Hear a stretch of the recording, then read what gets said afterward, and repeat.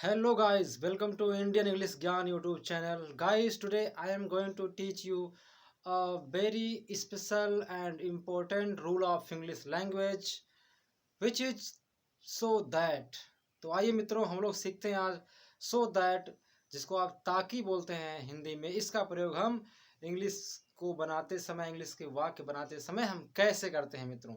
तो मैंने आपके सामने रूल लिखा हुआ है और सबसे पहले आपको बताना चाहूँगा इसमें किस प्रकार के सेंटेंस हिंदी के होते हैं जिसको बनाने के लिए इंग्लिश में शो दैट का प्रयोग होता है। तो मैंने यहाँ पर सेंटेंस लिखा है, वह स्कूल जाता है ताकि पढ़ सके। तीन वाक्य मैं आपको बोल रहा हूँ मित्रों। पहला है वह स्कूल जाता है ताकि पढ़ सके। दूसरा वाक्य है वह स्कूल जाएगा ताकि पढ़ सके। थर्ड वन है वह स्कूल गया ताकि पढ़ सके। मित्रों ध्यान रहे, मैंने एक ही सेंटेंस को बोला हुआ है, मैंने एक ही सेंटेंस को लिखा हुआ है, लेकिन मैंने तीनों टेंस में, तीनों टाइम में मैंने इसको लिखा है। तो मैं आपको ये बताना चाहता हूँ मित्रों कि जब इस प्रकार के वाक्य आते हैं तो हम तीनों प्रेजेंट, पास्ट, फ्यूचर में इसको हम किस प्रकार से इंग्लिश सेंटेंस में कन्वर्ट करते हैं। तो आइए मित्रों मैं आपको पहले बता देता हूँ। जैसे सबसे पहले आपका जो रूल है आपको इसको देखना है, सब्जेक्ट पहले आएगा, फिर सहायक क्रिया आएगा। ध्यान देंगे मित्रों, किसी भी टेंस का होगा तो किसी भी टेंस का, मैं उम्मीद करता हूँ आपको टेंस पता है, तो किसी भी टेंस का जो हेल्पिंग वर्ब सहायक क्रिया होता है ये आपको अच्छी तरीके से पता है। और इसके बाद आपका वर्ब आता है, जो एक्शन है, क्रिया है, मेन वर्ब जिसको बोलते हैं आप। फिर ऑब्जेक्ट आता है, इसके बाद सो दैट का प्रयोग होता है, फिर सब्जेक्ट आता है, फिर मे या तो माइट आता है, फिर वर्ब आता है। वैसे आपको सुनने में, देखने में बहुत लंबा लग रहा है, लेकिन जब अभी आप बनाएंगे सेंटेंस तो मुझे पूरा यकीन है मित्रों आपको बहुत इजीली समझ में आ जाएगा। तो चलिए हम लोग इस पर टिप्पणी कर लेते हैं, देख लेते हैं। आपको एक बात ध्यान देना मित्रों कि अगर टेंस का वाक्य जो है, अगर वाक्य जो है अगर प्रेजेंट या फ्यूचर टेंस में होगा तो वहां पर मे का प्रयोग होता है, और अगर वाक्य पास्ट में होगा तो वहां पर माइट का प्रयोग होता है। लेकिन ध्यान रहे आपको मित्रों, मे और माइट के साथ में हमेशा वर्ब का फर्स्ट फॉर्म ही आता है। ये चीज आपको ध्यान रखने योग्य है। तो चलिए हम लोग इसको फटाफट बना लेते हैं सेंटेंस। कैसे इसको हम बनाते हैं, चलिए। वह स्कूल जाता है ताकि पढ़ सके। अब अकॉर्डिंग टू रूल हम देखेंगे, वह स्कूल जाता है। पहली बात तो आपको ये ध्यान देना है कि जो वह स्कूल जाता है, यहाँ तक का जो ये आपका जो मतलब उपवाक्य बन रहा है, जो आपका हाफ सेंटेंस बन रहा है, ये किस टेंस का लग रहा है? जाता है, ता है, ती है, इस प्रकार के अगर वाक्य के अंत में शब्द आते हैं तो इसका मतलब प्रेजेंट इंडेफिनिट की बात हो रही है। तो आपको टेंस के अनुसार आपको सहायक क्रिया लगाना है।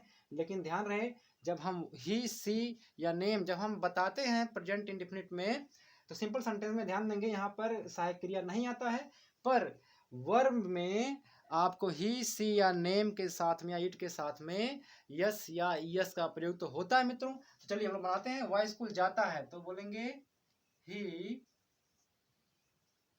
Goes to school.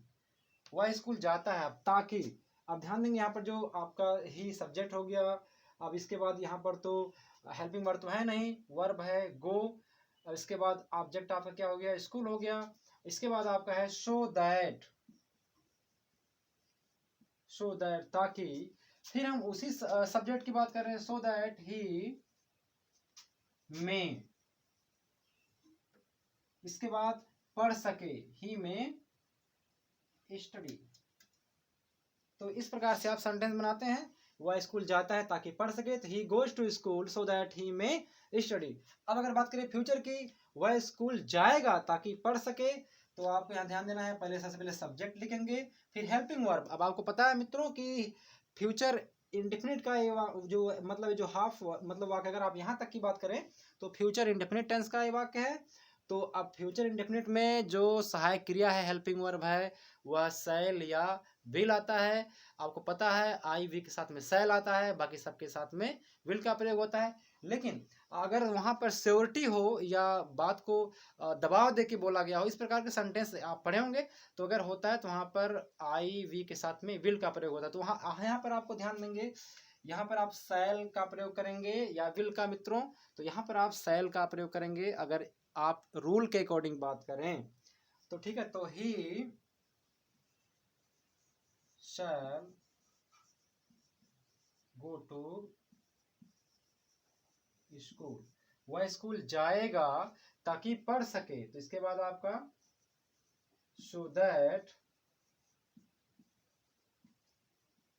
He may study. इस प्रकार से आप सेंटेंस को बनाते हैं। अगर वहां पर होता वे स्कूल जाएंगे ताकि पढ़ सकें, तो यहाँ पर होता they will go to school so that they may study. इस प्रकार से आप सेंटेंस बनाते हैं। अब हम बात करते हैं पास्ट का, वह स्कूल गया ताकि पढ़ सके।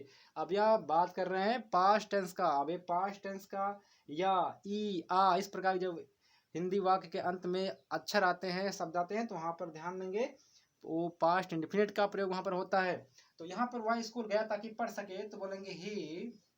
पास्ट इंडेफिनिट में मित्रों वर्ब का कौन सा फॉर्म आता है? मैं उम्मीद करता हूँ को पता है, यहाँ पर वर्ब का सेकेंड फॉर्म आता है। तो अब ही वेंट, गो का हो जाएगा वेंट, तो he went to school so that he might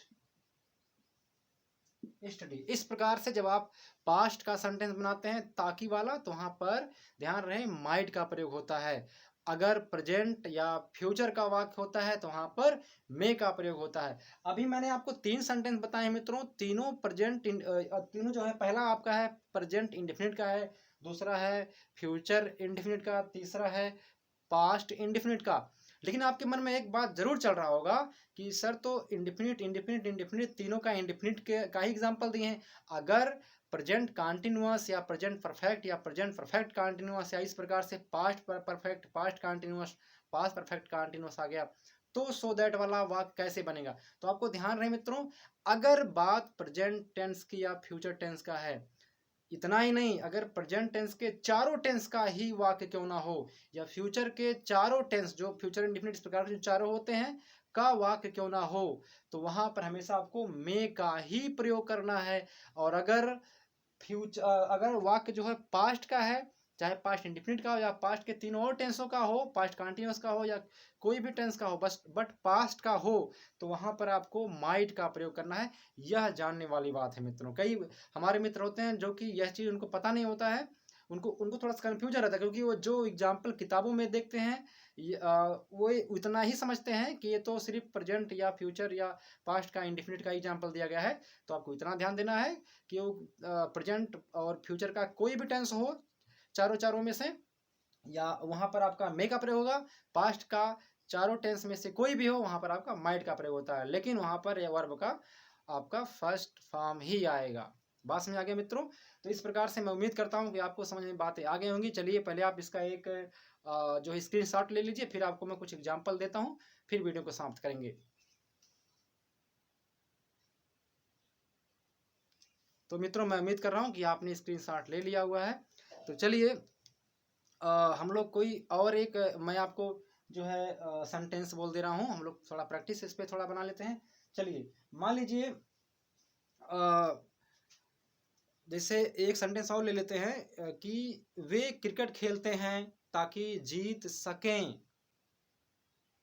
तो कैसे बनाएंगे आप? प्रेजेंट की बात कर रहे हैं हम लोग, तो they play cricket so that they may win. अगर कहेंगे वे क्रिकेट खेल रहे हैं ताकि जीत सकें, तो they are playing cricket so that they may win. बात समझ आ गया? ऐसे अगर पास्ट की बात करें, वे क्रिकेट खेल रहे थे ताकि जीत सकें, पास्ट में रहे थे, तो they were playing cricket so that they might win. तो इस प्रकार से आप सेंटेंस बनाते हैं मित्रों। और मुझे उम्मीद है कि आपको वीडियो समझ में आया और आपको ये नियम समझ में आया। और अगर आपको समझ में आया है या नहीं भी, फिर भी आप इसका प्रयोग आप करना जरूर, क्योंकि जितना प्रयोग करेंगे उतना अधिक आपको फायदा मिलेगा। जैसे कहावत भी है, the more you practice the more gain you will get. तो मैं उम्मीद करता हूँ दोस्तों कि आपको वीडियो समझ में आया। अगर आपको वीडियो समझ में आया तो आप लाइक कर दें वीडियो को और शेयर कर देना अपने मित्रों के साथ में, और अपने व्यू अपने जो है विचार आप कमेंट के माध्यम से जरूर लिखना। मुझे अच्छा लगता है जब आपके कमेंट आएंगे और आप मुझे कुछ सजेशन देंगे जो आपको लगता है कि आपको मुझे देना चाहिए। बाकी मैं अपनी तरफ से पूरा प्रयास करता हूँ मित्रों कि आपको मैं बेहतर ढंग से बता सकूँ, जो मुझ में एबिलिटी है मैं आप तक पहुँचा सकूँ। तो आज के लिए मित्रों इतना ही, तब तक के लिए जय हिंद।